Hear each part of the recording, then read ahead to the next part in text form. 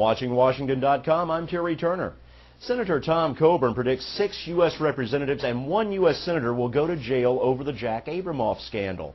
Senator Coburn wouldn't name names, but he did tell the people at a town hall meeting in Wagner, Oklahoma, they could figure it out for themselves just by keeping up with news reports. He says earmarks or pork barrel spending will be at the heart of any convictions in the case. Talk about flushing your money down the toilet. The World Toilet Summit in Belfast, Northern Ireland cashed in on pork barrel spending here in the USA. The outfit sponsoring the Flush Fest got $13.5 million from Uncle Sam. The Bureau of Engraving and Printing should have just wound uncut Benjamins on a toilet paper roll and shipped it off to them. Talk of nukes to take out Iran's nuclear ambitions this week. Retired General Richard Myers, former chairman of the Joint Chiefs of Staff, can't get his head around that idea. In the New Yorker magazine reported this week that several officers in the Joint Chiefs are considering resigning because civilian officials are open to using tactical nuclear weapons against Iran, refusing to remove that option from the plan. Is that true? I don't know. I've been out for 6 months, George. I have no idea. It sounds absolutely ludicrous to me. Absolutely ludicrous. That they would consider resigning? That the whole story. The whole story sounds ludicrous to me.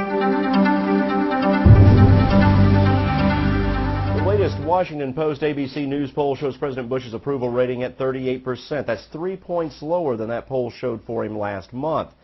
The latest Cook Political Report, RT Strategies poll, pegs the president's approval rate at 37%. That's down 3 points from last month also.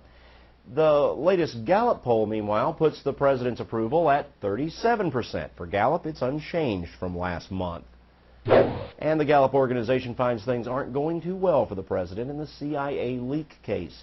63% say President Bush did something wrong. Now that breaks down into 21% saying the president did something illegal, 42% saying he did something unethical. 28% of Americans still say the president did nothing wrong. The latest Strategic Vision poll shows Bob Casey with a 10-point lead over Senator Rick Santorum in the U.S. Senate race for Pennsylvania. In Missouri, a statistical tie for the U.S. Senate seat.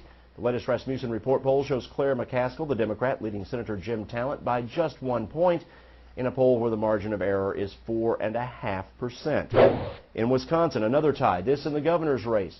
A Strategic Vision poll puts Governor Jim Doyle and U.S. Representative Mark Green at 43% each. 14% are undecided there. Tied again in Michigan's gubernatorial race, a new Epic MRA poll shows Governor Jennifer Granholm and challenger Dick DeVos each pulling 43%. Smooth sailing right now for Senator John Ensign. The Nevada Republican is well out in front of his Democratic challenger Jack Carter, President Carter's son. That in the latest Las Vegas Review-Journal poll. That same poll has Representative Jim Gibbons out in front of both Democratic hopefuls for the Nevada governor's mansion. He leads Dina Titus by 17 points and Jim Gibson by 14. Jim Gibbons versus Jim Gibson campaign. You know, you throw in some butterfly ballots and it's anyone's race. In California, Governor Schwarzenegger has an approval rating of 39% in the latest field poll, which brings us to our newest feature here at Watching Washington, something we are going to call the Governoratorometer. This feature shows you the latest numbers for Governor Schwarzenegger based on a sliding scale from fab to flab. So the field poll, which we just mentioned, puts the governor at 39%.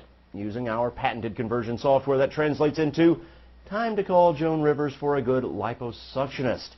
And it puts us near the extreme any on the Governoratorometer.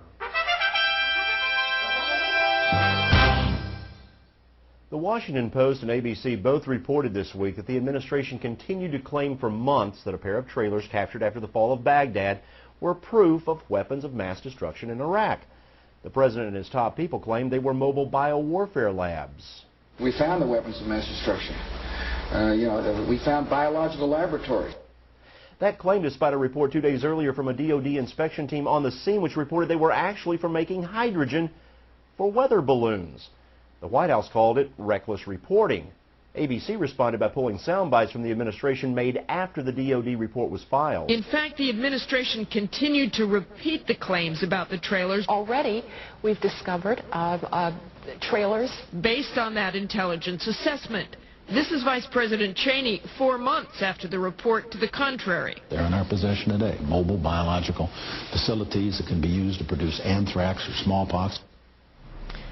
Bottom line is, for years people have mistaken weather balloons for UFOs. President Bush apparently is the first to mistake them for WMDs.